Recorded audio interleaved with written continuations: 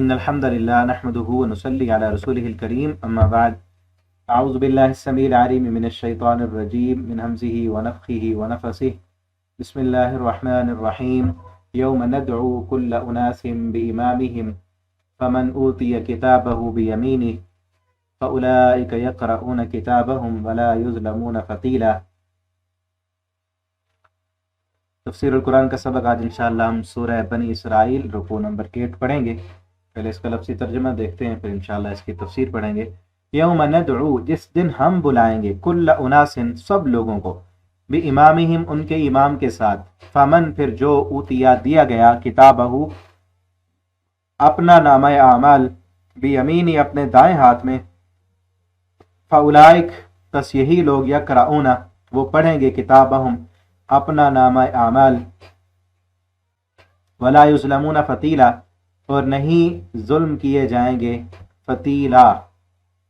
دھاگے کے برابر، کھجور کی گھٹلی کے اوپر جو دھاگا ہوتا ہے اس کو فتیل کہتے ہیں، اتنا بھی ظلم نہیں کیے جائیں گے۔ ومن کان فی ہذہ اعمی، اور جو ہو اس دنیا میں اعمی، اندھا، فہو، تو وہ، فی الآخرۃ اعمی، آخرت میں بھی اندھا ہوگا، وَأَضَلُّ سَبِيلًا، اور اس سے زیادہ بھٹکا ہوا، راہ بھولا ہوا ہوگا۔ وَإِن كَادُوا، اور بلا شبہ،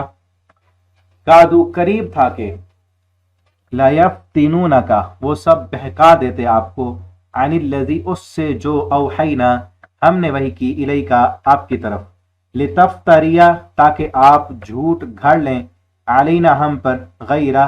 اس کے سوا، وَإِذًا، اور اس وقت، لَاتَّخَذُوكَ، ضرور بنا لیتے آپ کو، خلیلا، دوست، ولولا، اور اگر نہ ہوتا یہ، ان ثبتناکا، کہ ہم نے ثابت قدم رکھا آپ کو، لقد، تو بلا شبہ، یقیناً، کتا، قریب تھا کہ آپ، ترکنو، مائل ہو جاتے، الیہم، ان کی طرف، شیئن، کچھ، قلیلا، تھوڑا سا، اذن، تب، یعنی اس وقت، لَأَذَقْنَاكَ، اذن لَأَذَقْنَاكَ، ہم ضرور چکھاتے آپ کو، ضعف الحیات، دگنا عذاب زندگی کا، وضعف الممات، اور دگنا عذاب موت کا، ثم، پھر، لا تجد، نہ پاتے آپ، لکا، اپنے لیے، علینا، ہم پر، نصیرا، کوئی مددگار۔ وَإِن كَادُوا، اور بلا شبہ، کادو، وہ سب قریب تھے، لا يستفزونک، کہ ضرور پھسلا دیں آپ کو، من الارض، زمین سے، لیخرجوک، تاکہ وہ سب نکال دیں آپ کو، منہا، اس سے، اذن، اس وقت، لا یلبسون، ہرگز نہیں وہ ٹھہریں گے، خلافہ کا، آپ کے بعد، الا قلیلا، مگر بہت کم، سنتا، طریقہ، من قد ارسلنا، جنہیں یقیناً ہم نے بھیجا، من قبل کا، آپ سے پہلے، من رسولنا، اپنے رسولوں میں سے، ولا تجدو، اور نہیں پائیں گے آپ، لسنتنا، ہمارے طریقے میں، تحویلا، کوئی تبدیلی۔ یہاں تک یہ رکوع کمپلیٹ ہوا، مختصر رکوع ہے اور انتہائی اہم ترین باتیں ہیں اس میں۔ فرمایا یوم ندعو، اس دن کو یاد کرو کہ جس دن ہم بلائیں گے، کل اناس، تمام انسانوں کو، تمام لوگوں کو، تمام لوگوں کو اللہ تعالیٰ قیامت کے دن اکٹھا کریں گے، اور کس کے ساتھ، بامامہم، ان کے امام کے ساتھ۔ اس کے نا دو معنی بیان کیے گئے، ایک تو امام سے مراد امام ہے، قائد، لیڈر، کہ جس نے دنیا میں جس کو بھی اپنا لیڈر بنایا، قائد بنایا، وہ قیامت کے دن اس کے ساتھ ہوگا، اور اس کے نام سے پکارا جائے گا، اور ان کے پاس جھنڈا ہوگا۔ نبی کریم صلی اللہ علیہ وسلم کے امتی، آپ صلی اللہ علیہ وسلم کا کلمہ پڑھنے والے، اور آپ کو فالو کرنے والے، اور آپ کی فرامین کے مطابق زندگی کو بسر کرنے والے، قیامت کے دن آپ صلی اللہ علیہ وسلم کے ساتھ ہوں گے۔ اللہ تعالی ہمیں بھی ان لوگوں میں شامل فرما لیں کہ جو لوگ محمد الرسول اللہ صلی اللہ علیہ وسلم کی قیادت میں ہوں گے، ان کی امامت میں ہوں گے، ٹھیک ہے۔ اور اس کے لیے لازمی اور ضروری ہے کہ ہم اپنی زندگی کے ہر شعبے میں نبی کریم صلی اللہ علیہ وسلم کے فرامین، آپ کی سنت، آپ کی بتلائی ہوئی تعلیمات، ان کو فالو کریں اور اس کے مطابق اپنی زندگی گزارنے کی کوشش کریں۔ اگر کریں گے تو قیامت کے دن انشاءاللہ ہم آپ کے ساتھ ہوں گے۔ اور آپ صلی اللہ علیہ وسلم نے فرمایا، لواء الحمد، قیامت کے دن اللہ کی حمد کا جھنڈا میرے ہاتھ میں ہوگا، اور اس کے نیچے سارے لوگ ہوں گے آپ کے ساتھ، آپ کے امتی، اور بلکہ ایک حدیث میں تو آتا ہے ساری خلقت، آپ فرماتے ہیں کہ میرے اس جھنڈے کے نیچے ہوگی۔ تو जिस बंदे ने जिसको इमाम बनाया, अब देख लेना कई लोगों ने नबी करीम सल्लल्लाहु अलैहि वसल्लम के अलावा भी अपने कायद और लीडर बनाए हुए हैं। कई लोगों ने मजहबी इमाम बनाए हुए, मजहबी लीडर कायद, उनको फॉलो करते हैं। और कई लोगों ने अपने सियासी लीडर और कायद बनाए हुए हैं, उनकी खातिर उनका जीना मरना होता है। क़यामत के दिन उन्हीं के साथ होंगे। देखें ना, कायद और लीडर तो वही होता है ना कि जिसकी बात मानी जाए, जिसे फॉलो किया जाए, जिसके जो है मर्जी के मुताबिक, जिसके कहने के मुताबिक जिंदगी गुजारी जाए, तो वही होता है कायद और लीडर। तो जिसने दुनिया में जिसकी मर्जी के मुताबिक जो जिंदगी गुजार रहा है, जिसको फॉलो करता है, जिसका जो है हुक्म उसको पसंद आता है, जिसके हुक्म के मुताबिक वो जिंदगी गुजारता है, तो वो कायद है उसका, वो लीडर है। जिसकी खातिर उसका जीना मरना है, जिसके फरामीन को फॉलो करना और उसकी बात को अपनाना उसकी जिंदगी का मिशन है। एक तो माना यही है इसका कि तमाम इंसानों को उनके इमामों के साथ बुलाया जाएगा और वो आएंगे। और दूसरा माना जो दूसरी आयत से भी तकवीयत मिलती है और आगे भी जो अल्फाज है वो ये है कि इमाम हिम का माना है किताब, नाम आमाल। जो सूरह यासीन में आता है कि हम उनके साथ, उनके वहां पे इमाम का लफ्ज है, उनके साथ उनकी किताब को लाएंगे। क्योंकि आगे यहां भी है फमन ऊतिया किताबहु बियमीनी, बस वो बंदा जिसको उसका नाम आमाल उसके दाएं हाथ में दिया जाएगा तो उसको वो पढ़ेगा। तो इससे दूसरा माना ये है कि क़यामत के दिन हर इंसान अपने नाम आमाल के साथ बुलाया जाएगा। उसका नाम आमाल, उसकी जिंदगी की किताब, वो सारी उसके सामने होगी और वो सामने खोलकर इंसान के सामने रख दी जाएगी और फिर उसे पढ़ेगा। और उस वक्त जो है इंसान कहेगा कि क्या हो गया, माली हाज़िल किताब ला युगादिरु सगीरतन वला कबीरतन इल्ला अहसाहा ववजदू मा अमिलू हाज़िरा वला यज़लिमु रब्बुका अहदा, कि इसने तो कोई भी चीज़ नहीं छोड़ी, हर चीज़ इसमें जो है वो लिखी हुई है। पीछे भी हम पढ़ आए हैं, अल्लाह ताला इसी सूरत में, सूरत के शुरू में अल्लाह ताला फरमाएंगे इक़रा किताबक, आज अपनी किताब पढ़, कफ़ा बिनफ़्सिका अल-यौमा अलैका हसीबा, तो आज अपना हिसाब करने के लिए खुद काफ़ी है। तो एक माना वही हुआ कि इससे मुराद इमाम है और दूसरा इसका माना नाम आमाल कि वो सामने होंगे और इंसान देख सकेगा। क्योंकि दुनिया में तो उसे जो अपनी जो गुनहगार इंसान होता है उसको अपनी खताएं नज़र नहीं आती, वो देखना नहीं चाहता। देखें ना, ज़रा तसव्वुर करें कि वो लोग जो मुजरिम होते हैं, खुशहाल लोग तो अपनी ज़िंदगी का जो नतीजा होता है वो सबको बताते हैं। इम्तिहान में जो बंदा पास हो गया है, जो बच्चा अच्छा नंबर आ गया आला नंबरों से, वो तो सबको दिखा रहा होता है ना। लेकिन जो फेल हो जाता है, अपने करतूत, अपनी गलतियां, अपनी कोताहियां, वो उनको खुद भी नहीं देखना चाहता, ये जाए कि वो दूसरों को दिखाए। तो क़यामत के दिन खुद भी देखेगा और सारी खलकत के सामने सब लोग देख रहे होंगे अपना नामा अमाल। इंसान देखेगा और उस वक्त उसे कहा जाएगा देख तू खुद ही काफी, इकरा किताब, अपनी किताब को पढ़। और ये मौजू कुरान करीम में कई जगह पे आता है, नामा अमाल बाएं हाथ में मिलेगा तो वो कहेगा या लैतहा कानतिल काज़िया, काश के मैं मर चुका होता, मैं मर गया होता। फउलाइका यक़रऊन किताब, यहाँ भी वही है कि वो अपने नामा अमाल खुद पढ़ेंगे। वला युस्लमून फतीला, और जर्रा बराबर भी जुल्म नहीं किया जाएगा। फतील खजूर की गुठली के दरमियान में जो जगह बनी होती है ना, वहां पे थोड़ा सा धागा होता है, उसको फतील कहते हैं। कि इतना भी जुल्म नहीं किया जाएगा किसी पर, जो कुछ किया है वही कुछ लिखा होगा। ऐसे नहीं होगा कि कोई गुनाह किया नहीं और लिखा हुआ हो, या कोई नेकी की है और ना लिखी हुई हो, ऐसे नहीं होगा। फमन यअमल मिस्काल ज़र्रतिन खैरन यरा वमन यअमल मिस्काल ज़र्रतिन शर्रन यरा, जर्रा बराबर खैर की है, भलाई की है, अल्लाह की फर्माबरदारी वाला काम किया, यारा वो वहां मौजूद होगी। और जर्रा बराबर अल्लाह की नाफरमानी और रब की बगावत वाला काम किया है तो वो भी वहां पे मौजूद होगा, वो भी इंसान उसे भी देख लेगा। तो इसलिए अभी से चाहिए कि हम अपनी किताब ज़िंदगी जो लिखी जा रही है, अल्लाह के फरिश्ते लिख रहे हैं, उसमें कोई ऐसी चीज़ ना हो क़यामत के दिन कि जो देखें हम और शर्मिंदगी हो। اگر ہو گئے ہیں گناہ تو اللہ رب العالمین سے معافی مانگیں تاکہ وہ مٹ جائیں. یمحو اللہ ما یشاء ویثبت وعنده ام الکتاب، جو نیکیاں کرتا ہے، بلکہ قرآن میں تو آتا ہے الا من تاب وآمن وعمل عملا صالحا فاولئک یبدل اللہ سیئاتہم حسنات. جو بندہ سچے دل سے توبہ کرتا ہے، نیکیاں کرنی شروع کر دیتا ہے، اللہ فرماتے ہیں ہم اس کے گناہوں کو بھی نیکیوں میں بدل دیتے ہیں.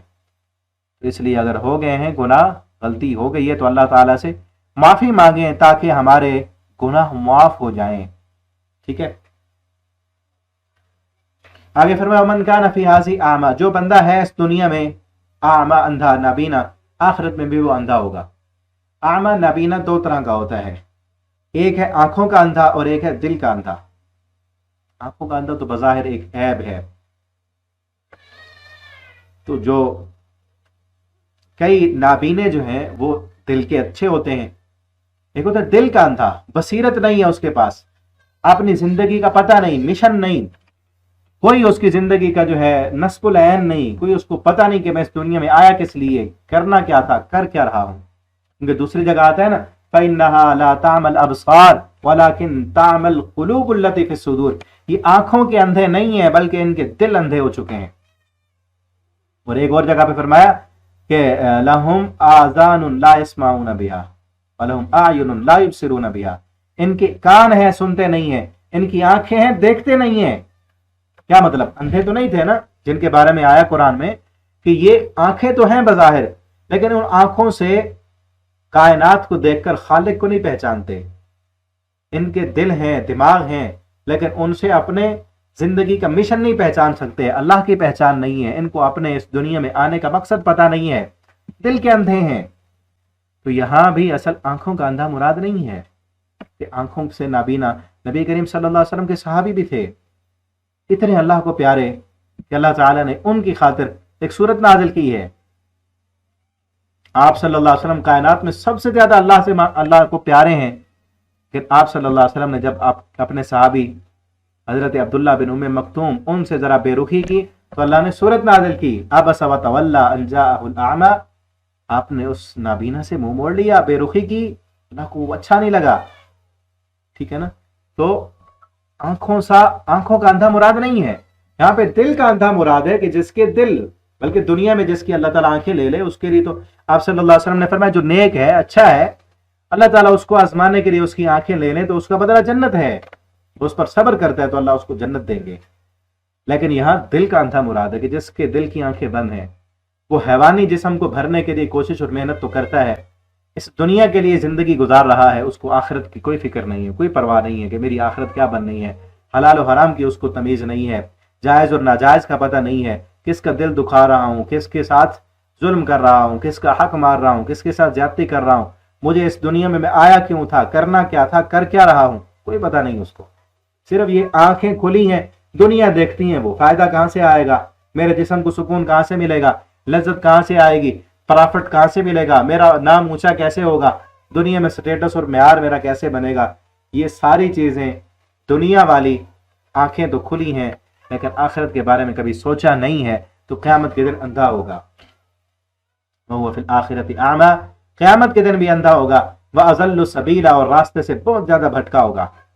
آگے اگلے پارے میں ہے، ہم پڑھیں گے آگے چل کے. اللہ فرماتے ہیں قیامت کے دن پھر ان کو جب قبروں سے نابینا کر کے اٹھایا جائے گا نا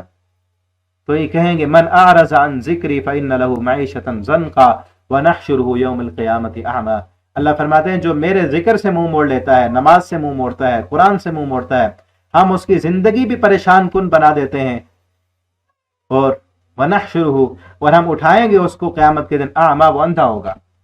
قال رب لم حشرتنی اعمی، وہ کہے گا رب لم حشرتنی اعمی، مجھے تو نے اندھا کر کے کیوں کھڑا کیا، وقد كنت بصیرا، دنیا میں تو میری آنکھیں تھیں. اللہ تعالیٰ کیا فرمائیں گے، قال كذلك اتتك آیاتنا، اللہ فرمائیں گے تیرے پاس میری آیتیں آئی تھیں، قرآن پڑھ پڑھ کے سنایا جاتا تھا، تجھے ڈرایا گیا تھا اور تو اس وقت ان آیتوں سے اندھا ہو گیا تھا. اتتك آیاتنا فنسیتها وكذلك اليوم تنسى، تو نے میری آیتوں سے اعراض کیا، آنکھیں بند کی، آج ہم نے تجھے بھی بھلا دیا اور تیری آنکھیں ختم کر دی ہیں. آنکھیں تو اصل اس لیے تھیں کہ میری آیتوں کو دیکھتا، میری نشانیوں کو دیکھتا، میرے فرامین کو سمجھتا، ان کو بصیرت کے ساتھ آنکھیں کھول کر زندگی بسر کرتا کہ اللہ نے مجھے دنیا میں بھیجا کیوں ہے، वो काम तूने किया नहीं, तो लिहाजा आज वो आंखें तुझसे छीन ली गई, खत्म कर दी गई। वाज़ल्लु सबीला, और बहुत ज्यादा रास्ते से भटका हुआ होगा। आगे एक और अहम तरीन मज़मून यहाँ पे बयान किया गया है। आयतों से मालूम होता है कि आप सल्लल्लाहु अलैहि वसल्लम के खिलाफ जो जबरदस्त एक प्रोपेगेंडा था, आप सल्लल्लाहु अलैहि वसल्लम को हक से हटाने के लिए, आपके मिशन से हटाने के लिए, अपनी तरफ पायल करने के लिए जो उन्होंने आप सल्लल्लाहु अलैहि वसल्लम के खिलाफ प्रोपेगेंडा किया हुआ था, यहाँ से थोड़ा सा अंदाजा होता है उसका। अल्लाह फरमाते करीब है कि इन बिलाशुबा करीब है लयफ्तिनूनक, कि वो आपको फितने में मुब्तला कर दें, बहका दें आपको, अनिल्लज़ी, उससे, उस वही से, उस पैगाम से, उस मिशन से, उस अकीदे से, औहैना इलैका, जो हमने आपकी तरफ वही किया है। लितफ्तरिया, क्यों फिसलाना चाहते हैं? लितफ्तरिया अलैना गैरा, ताकि आप भी हम पर झूठ घड़ लें, गैरहु, इसके सिवा, इस वही के अलावा कोई और अकीदा बना लें। इस वही जो हमने नाजिल की है, ये कुरान जो हमने नाजिल की है, इसके अलावा कुछ और या कुछ इसमें मिलावट कर दें। इज़न, तब अगर आप थोड़ी सी मिलावट कर दें, थोड़ी सी उनकी बात मान लें, लत्तखज़ूका खलीला, तब तो आपको अपना दोस्त बना लेंगे। ये मजमून कई और जगहों पे भी आया है। वो कहते थे बार बार कि आप थोड़ा सा, आप माने, थोड़ा सा नरमी करें, हम भी करेंगे। वद्दू लौ तुदहिनु फयुदहिनून, वो तो चाहते हैं कि आप भी थोड़ा मदाहनत करें, नरमी करें, हम भी करेंगे। और अल्लाह ताला ने वाज़े दो टोक अल्फाज में कहा, कुल या अय्युहल काफिरून, इनसे कह दो है काफिरों, तुम्हें तुम्हारा दिन मुबारक, हम तुम्हारे साथ मिलने वाले नहीं हैं। ठीक है ना। और वो बार बार जब मुतालबे करते तो आप सल्लल्लाहु अलैहि वसल्लम के दिल में भी कुछ आने लगा कि कुछ ना कुछ चलो इनकी बात माने, ताकि ये आए, ये भी सुने, ये भी बैठें। तो अल्लाह रब्बुल आलमीन ने आपको तो टोक अल्फाज में मना कर दिया कि आते हैं तो आए, आपने उनके साथ किसी किस्म का कोई कंप्रोमाइज नहीं करना। अल्लाह की तौहीद में जर्रा बराबर भी कंप्रोमाइज करने की गुंजाइश बाकी नहीं है। ये तो बहुत फिसलाना चाहते हैं, आपको हटाना चाहते हैं आपके मिशन से। बल्कि आप सब लोग पीछे हम पढ़ आए हैं, सूरह अनाम में है 7वें पारे में, वहां पे है कि अगर आप सल्लल्लाहु अलैहि वसल्लम से वो हिस्से मौजे का मुतालबा करते थे ना, तो अल्लाह ताला ने बार बार आपसे कहा कि इनको हिस्से मौजा दें, तो ये फिर भी नहीं मानेंगे। तो उस वक्त अल्लाह ताला ने फरमाया कि अगर आपके इख्तियार में है हिस्से मौजा लाना, और वो कहते थे वहां पे है कि आप आसमान पर जो है सीढ़ी लगा के ऊपर चढ़ जाएं, तो अल्लाह ताला ने फरमाया कि अगर आपके इख्तियार में तो आप चढ़ जाएं, आप ले आए, या आप जमीन में सुरंग खोद के उसमें जो है चले जाएं, अगर आपके इख्तियार में है तो आप ले आए। ठीक है ना। आप सल्लल्लाहु अलैहि वसल्लम का भी सिर्फ इस वजह से कि शायद ये मान लें, शायद ये थोड़ी सी इसमें मदाहनत करने से ये मान लें, तो अल्लाह ताला ने आप सल्लल्लाहु अलैहि वसल्लम को इस चीज से मना कर दिया कि ये नहीं मानेंगे, और इस तरह की इनकी शर्तें भी हमने नहीं माननी। और साथ ये भी कह दिया इज़्ज़त तखज़ू का खलीला, तब तो ये आपको अपना दोस्त बना लेंगे। आगे सूरह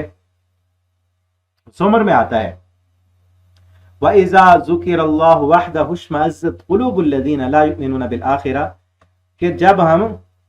व इज़ा ज़ुकिरल लज़ीना मिन दूनिही इज़ा हुम यस्तबशिरून, जब आप अकेले अल्लाह की तौहीद का जिक्र करते हैं और सारे बातिल माबूदों का इनकार करते हैं, तो फिर क्या होता है? वहदहु इश्मअज़्ज़त क़ुलूबुल लज़ीना, तो फिर ये होता है कि इनके दिल गमगीन हो जाते हैं। लेकिन जब आप इनके साथ अल्लाह के जिक्र के साथ थोड़ा सा उनके माबूदों की तारीफ कर दें या उनको भी साथ मिलाना चाहें, तो फिर इनके दिल खुश हो जाते हैं। इज़ा हुम यस्तबशिरून, फिर अचानक वो खुश होते हैं। असल क्या है? अपना जो गलत अकीदा है, गलत नजरियात, उन पर ये डटे हुए हैं और उन नजरियात से अपने आप को हटाना नहीं चाहते। ठीक है ना। जिस तरह सूरह अनाम में कहा अल्लाह ताला ने कि आपने इनकी कोई बात नहीं माननी। वह इनकाना कबुरा अलैका इराज़ुहुम, आपको अगर इनका एराज करना, न मानना बहुत गरां गुजरता है। फ़इन इस्तताअता अन तब्तगी, अगर आपके इख्तियार में है, अन तब्तगी नफ़क़न फ़िल अर्ज़, आप जमीन में सुरंग खोद लें, और सुल्लमन फ़िस समा, या आसमान पर जो है सीढ़ी लगा लें, आपके इख्तियार में नहीं है। और इनको हिदायत देना, क्योंकि इन्होंने पहली मर्तबा नहीं माना, کئی مرتبہ ہدایت قبول کرنا ان کے دل میں آئی، انہوں نے نہیں قبول کی، دنیا کو ترجیح دی، اب مہریں لگ چکی ہیں۔ ولولا، اور آگے کیا فرمایا، ولولا ان ثبتناک، اگر نہ ہوتی یہ بات، ان ثبتناک، کہ ہم نے آپ کو ثابت قدم رکھا ہے، لقد کتا، تو البتہ قریب تھا، ترکنو، آپ بھی ہلکا سا مائل ہو جاتے ان کی طرف، الیہم، ان کی طرف، شیئن، کچھ، قلیلا، تھوڑا سا۔ اگر ہم آپ کے قدموں کو ثابت قدم نہ رکھتے تو ان کا فتنہ اتنا شدید تھا، ان کا پلان آپ کے خلاف اور آپ کو اس طرف بلانا اتنا کارگر تھا کہ آپ بھی ہلکا سا تو ان کی طرف مائل ہو جاتے اور ان کے لیے نرمی کا کوئی نہ کوئی پہلو نکال لیتے اور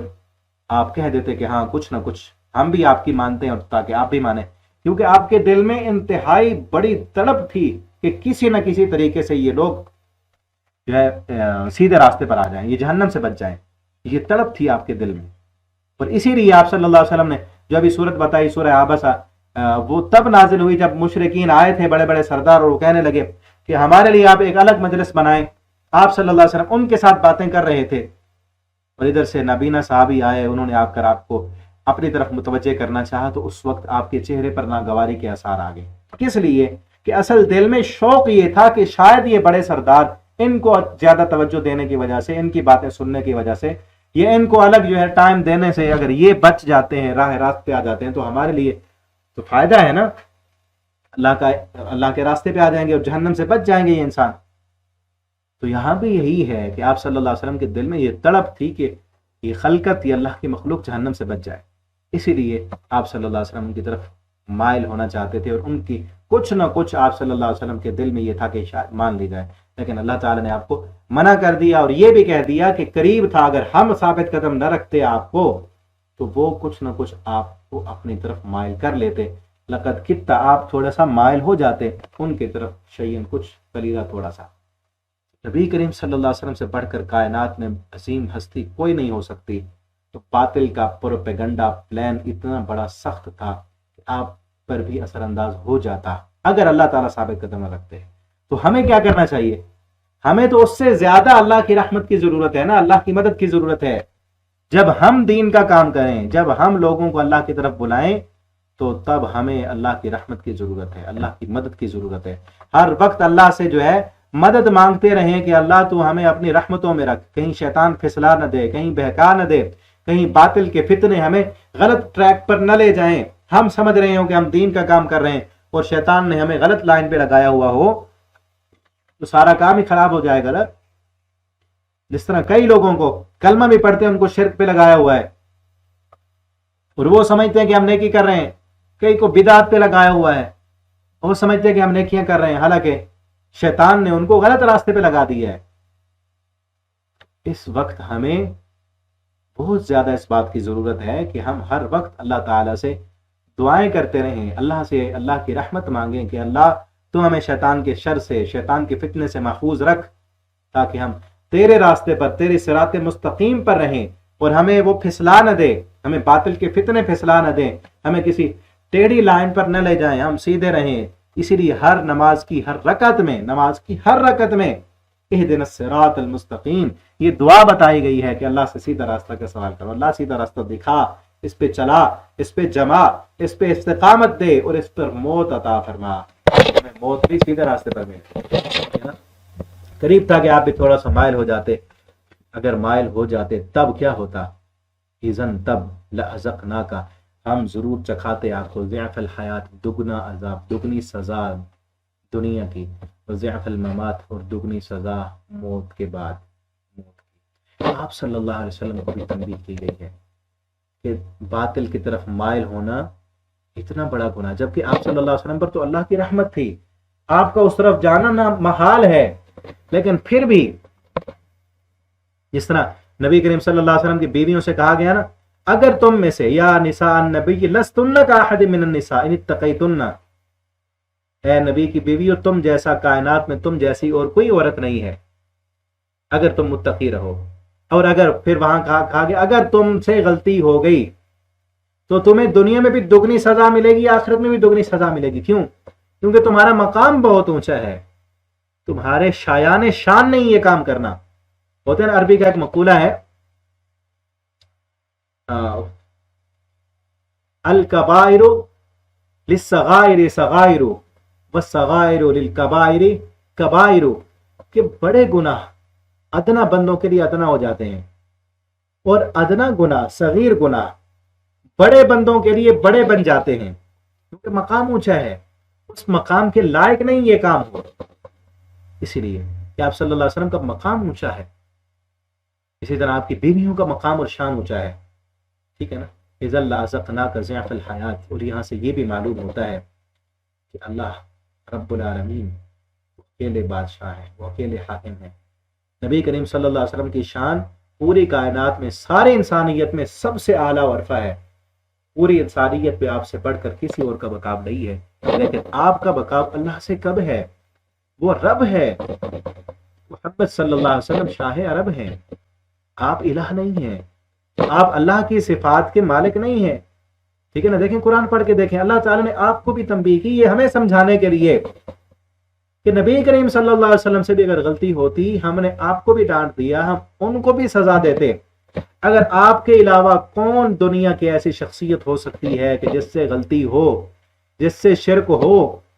جو اللہ کی نافرمانی کرے اور غلط راستے پر چلتا رہے اور ہم اسے چھوڑ دیں؟ اسے تو ناممکن ہے نا۔ جب کائنات کے سب سے عظیم انسان، جن کو نبی اللہ رب العالمین نے اس پوری کائنات کا سردار بنایا ہے، ان کو تنبیہ کر کے فرما دیا کہ اگر آپ سے بھی غلطی ہو جاتی،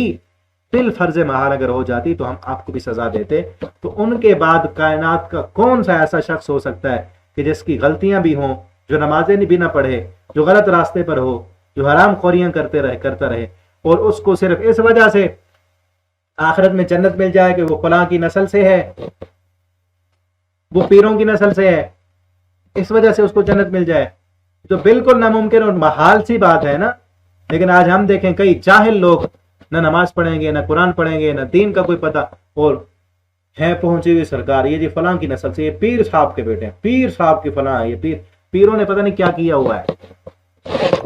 اور کئی نبی کریم صلی اللہ علیہ وسلم کی جو اصل اولاد ہے وہ تو ہیں، ان کا مقام اور مرتبہ ہے، کئیوں نے اپنے خاندان ہے کوئی اور بنایا ہوا ہے اپنے آپ کو سید سردار، کہ ہم آپ کی اولاد سے ہیں، آپ کی اولاد سے ہو تو اس کا شان ادا کرو، حق ادا کرو، بغیر عمل کے تو کچھ نہیں بنے گا نا۔ غلطیاں کی تو جو غلطی کرے گا نا، میں یعمل سوءا یجزا بھی، جو برے عمل کرے گا اس کو اس کا بدلہ ملے گا، ٹھیک ہے نا۔ اور آگے اور بات کی، وَإِن كَادُوا، اور یہ بھی آپ پر ہم نے رحمت کی، برکت دی، اور اس رحمت کی وجہ سے ہم نے آپ کو ثابت قدم رکھا، آپ اس کی طرف ان کی طرف مائل نہیں ہوئے، اور اب قریب ہے کیا، لَيَسْتَفِزُّونَكَ مِنَ الْأَرْضِ، کہ وہ ضرور پھسلا دیں گے آپ کو زمین سے۔ کیا مطلب کہ اس زمین سے اب آپ کو نکال دیں گے، کیونکہ آپ ان کی طرف مائل نہیں ہوتے، آپ ڈٹ گئے ہیں اللہ کی توحید پر، آپ نے کہا لا الہ الا اللہ، اللہ کے علاوہ کوئی الہ نہیں، کوئی مشکل کشا نہیں، تمہارے باطل معبود ان کو کچھ نہیں دینا، یہ کچھ نہیں کر سکتے۔ وہ کہتے تھے ہلکا سا مائل ہو ذرا، ہمیں بھی جو ہم کرتے ہمیں بھی کرنے دو، ان کا انکار نہ کرو، ہم بھی آپ کے رب کے ساتھ آپ کی دعوت کو مان لیں گے۔ آپ نے جب ان کا کھلے لفظوں میں انکار کر دیا ہے تو اب کیا ہوگا، اب آپ کو یہ آپ کی زمین سے پھسلا دیں گے، نکال دیں گے، یہاں سے آپ کو مکہ سے نکال دیا گیا، آپ کو یہاں سے لیخرجو کا، تاکہ نکال دیں آپ کو منا اس زمین سے، وَإِذَنْ، اور تب یاد رکھیں، اب یہاں یہ نہیں ہے کہ ہم آپ کو نہیں نکلنے دیں گے، بلکہ یہاں کیا کہا، جب آپ کو نکال دیں گے، اذن تب لا یلبسون خلافک، وہ بھی نہیں ٹھہریں گے اس زمین میں، آپ کو تو نکال دیں گے لیکن آپ کے جانے کے بعد وہ بھی اس زمین میں نہیں رہیں گے، ان کا اقتدار، ان کی بادشاہت، ان کی سرداریاں وہ بھی نہیں رہیں گی، الا قلیلا، مگر بہت کم، بہت ہی تھوڑا عرصہ پھر یہاں رہیں گے، تھوڑے عرصے کے بعد یہ بھی سب، ان سے بھی سرداریاں ان کی چھن جائیں گی۔ اور کتنا عرصہ رہے، آپ صلی اللہ علیہ وسلم کو نکالنے کے بعد، آپ کی ہجرت کے 2 سالوں کے بعد غزوہ بدر ہوا، آدھے سردار مارے گئے، 70 ان کے مارے گئے، سرداریاں تو ختم ہو گئیں، چودراہٹیں ختم ہو گئیں، اور پھر کچھ عرصے کے بعد تقریباً 10 سال کے بعد مکہ بھی فتح ہو گیا، دوبارہ سارے سردار بھاگ گئے، کچھ جو بچے انہوں نے اسلام قبول کر لیا، اور اسی مکہ جہاں سے آپ کو انہوں نے نکالا تھا، وہیں پہ آ کے آپ صلی اللہ علیہ وسلم نے اس مکہ کے اوپر بلال کو کھڑا کیا، اس نے اذان دی اور پورا مکہ فتح کر لیا آپ نے، ٹھیک ہے۔ آگے فرمایا سنت من قد ارسلنا، یہ طریقہ پہلے بھی گزر چکا ہے ان لوگوں میں جن کو ہم نے رسول بنایا، من رسولنا، ہمارے رسول، کہ جو بھی رسول آتا ہے اس کے ساتھ پہلے اسی طرح مداحنت کی پیشکش کی جاتی ہے، جب وہ ڈٹ جاتا ہے تو پھر اس کو اس کے علاقے والے وہاں رہنے نہیں دیتے، وہاں سے نکال دیتے ہیں. یہ پہلے طریقہ گزر چکا ہے. اور پھر جب نکالتے ہیں اپنے پیغمبر کے خلاف، اس کی بات نہیں مانتے، تو پھر ان کے جانے کے بعد وہ بھی نہیں بچتے، ان پر بھی عذاب آتا ہے، وہ بھی مارے جاتے ہیں، ان کی سرداری اور چکراہٹیں بھی ہمیشہ نہیں رہتی. یہ طریقہ پہلے گزر چکا ہے. وَلَا تَجِدُ لِسُنَّتِنَا تَحْوِيلًا، اور نہیں پائیں گے آپ ہمارے طریقے میں کسی قسم کی کوئی تبدیلی. یہاں تک رکوع ہمارا ختم ہوا. اللہ تعالی ہمیں قرآن پڑھنے سمجھنے اس کے مطابق اپنا عقیدہ عمل بنانے کی توفیق دیں. بارک اللہ لی ولکم فی القرآن العظیم ونفعنی وإیاکم فی الآیات والذکر الحکیم. والسلام علیکم ورحمۃ اللہ وبرکاتہ.